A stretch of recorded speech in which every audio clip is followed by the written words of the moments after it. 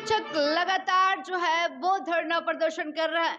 Trending news पर उनके लिए खुशखबरी है। जिस तरीके से देखा जाए, एक तरफ अगर लगातार जो शिक्षक अपनी मांगों को लेकर लगातार सरकार से गुहार लगा रहे हैं, तो दूसरी तरफ घेरा डालो। जी हाँ, सरकार इनकी बातों को नहीं सुनते हैं।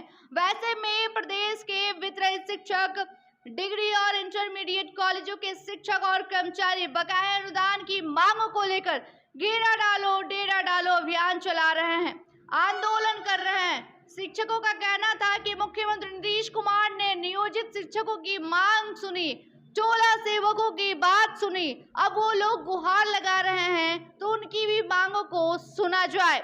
वित्त रहित कॉलेजों को सरकारीकरण। एमएलसी संजय कुमार ने कहा है कि वह सरकार से मांग करते हैं कि कई वर्षों का जो अनुदान शिक्षकों का बाकी है वह अविलंब भुगतान करे और इंटरेस्ट के साथ भुगतान करे। शिक्षकों को अनुदान के बजाय एक वेतनमान करे। कई वर्षों से इनका अनुदान लंबित है। ऐसे में जीवन यापन शिक्षकों का मुश्किल हो गया है। सरकार को इन सब पर सोचना होगा। इसके लिए सरकार वित्त रहित कॉलेजों को सरकारी करे या कम से कम घाटा रहित बनाए। क्या है घेरा डालो और डेरा डालो कार्यक्रम?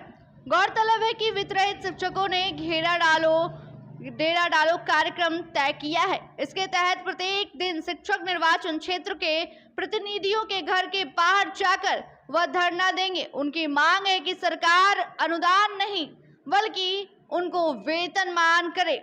जिस तरीके से लगभग 45,000 के करीब वित्त रहित शिक्षकों ने प्रदेश के 14,050 अनुदानित माध्यमिक, इंटरमीडिएट और डिग्री कॉलेजों में कार्यरत है। कई कॉलेजों को 6 से 9 साल से अनुदान राशि नहीं मिली है। और ट्रेंडिंग न्यूज पर, जी हाँ, ट्रेंडिंग न्यूज पर सबसे पहले और वित्त रहित शिक्षकों के लिए कई ऐसी गुड न्यूज आने वाले हैं। बस थोड़ा सा इंतजार करने की जरूरत है सरकार के लिए। जिस तरीके से सरकार का घेराव करे अपनी मांगों को लेकर, लगातार जो वित्त रहित शिक्षक जो उतर रहे हैं जमीन पर, लेकिन देखना होगा कि आखिर कब तक सरकार इनकी बात सुनती है। धन्यवाद। सरकार को ये निर्णय करना है कि वित्त रहित महाविद्यालय हैं, क्या वो चल रहे हैं कि नहीं चल रहे हैं, तो कौन उसमें शिक्षक हैं, अगर उसमें विद्यार्थी कितना, मापदंड तो सबसे पहले विद्यार्थी से होता है कि आपके यहाँ इंटर, ग्रेजुएट और पीजी अगर बच्चे उन्हीं के पढ़ाई कर रहे हैं तो धाता मापदंड पे आ गया। क्योंकि सर्टिफिकेट तो आप inter pass, graduate pass, MA pass के सरकार देती है। वो कह रही है सिर्फ 2 साल का हम अभी करेंगे, जो 2023 और 2022 तो जांच प्रक्रिया चल रही है, उसके बाद हम 2 साल का सरकार बाकी लोग तब तो मर जाएगा। इतने सरकार निरंकुश हो चुकी है। जांच प्रक्रिया जो इनका तंत्र है एकदम कमजोर है।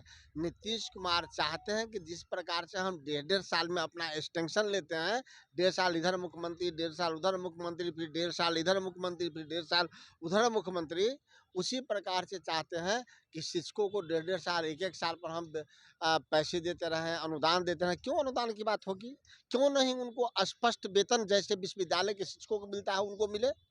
क्या उनके बच्चे जो पढ़ के आते हैं वो बिहार सरकार विश्वविद्यालय उनको सर्टिफिकेट नहीं देती है? क्या उस पर वो नौकरी नहीं करते? क्या वो बिहार के भविष्य का निर्माता नहीं बनता? क्या वो आने वाले समय में उसके पढ़ाए बच्चे IAS, IPS, दरोगा, कलेक्टर, किरानी नहीं बनता? अगर सब है तो फिर उनको विश्वविद्यालय के शिक्षकों की तरह सारी सुविधाएं मिले, इसके हम समर्थन में हैं। अगर सरकार नहीं देती है तो वित्त रहित शिक्षकों के आंदोलन में हम सदैव उनके साथ हैं। हमारा सिर्फ एक ही डिमांड है माननीय नीतीश कुमार जी से कि न्याय के साथ विकास की जो यात्रा चल रही है बिहार में, उसमें सिर्फ वित्त रहित कर्मी छूट गया है। इसलिए वित्त रहित कर्मियों को इसमें शामिल किया जाए और हमें भी वेतन दिया जाए। हम इसलिए पटना में आए हैं और हम लोगों ने आज जदयू कार्यालय में जाकर अपनी बात कही है। जदयू कार्यालय में प्रशासन के लोगों ने हमें डिटेन किया। हमें बताया गया कि आपका डिमांड क्या है, आप क्यों यहाँ आए हैं। हमने अपनी बात रखी है, फिर हमें अंदर बुलाया गया। माननीय प्रदेश अध्यक्ष जदयू के कार्यालय में हम अपने कुछ साथियों के साथ गए थे। उन्होंने हमें बात रखने को कहा। वहाँ पे संगठन के लोग भी थे, आदरणीय संजय गांधी जी भी थे, उनसे बात हुई। हमने कहा कि हमारी बात मुख्यमंत्री तक जानी चाहिए। उन्होंने शिक्षा मंत्री की बात कही। हमने कहा कि शिक्षा मंत्री से हम लोग दर्जनों बार मिल चुके हैं, हमारी समस्या का समाधान नहीं हो पाया है। ये नीतिगत मामला है, वित्त रहित कर्मी आज भी अछूता है, इसको नीतीश कुमार जी ही इसका खात्मा कर सकते हैं। हम लोग इसके लिए आवेदन दे के आए हैं, उन्होंने आवेदन लिया है, हमें आश्वासन दिया है कि हम आपको जल्द से जल्द शिक्षा मंत्री के मार्फत मुख्यमंत्री से मिलवाएंगे, ये उन्होंने कहा है। तो शिक्षा मंत्री जी बोल रहे थे कि 2 साल का अनुदान दिया जाएगा, जिसमें जो उसे जांच का विषय बताया था, उसमें बाकी रह गया, उसके बाद 2 साल का अनुदान दिया जाएगा। देखिए, शिक्षा मंत्री जी प्रशासनिक पदाधिकारी रहे हैं, हमने उनको कहा है कि इन संस्थानों पर जिस प्रकार से जब अपराधियों पर कोई स्ट्राइक करना होता है तो पुलिस अपने तरीके से स्ट्राइक करती है, तो ऐसे ये वित्त रहित संस्थानों पर या वित्त रहित संस्थानों के कर्मियों के समस्याओं के लिए आपको एजुकेशनल स्ट्राइक करने की जरूरत है। आप एक प्रशासनिक पदाधिकारी हैं, हमारी समस्या ये है कि हमारा जो समाधान फाइनली समाधान है कि हमको कुछ ना कुछ नियत वेतन दिया जाए जो हमारी तरह का कर्मी आपके सरकार में काम कर रहा है, ये मैंने उनको कहा है।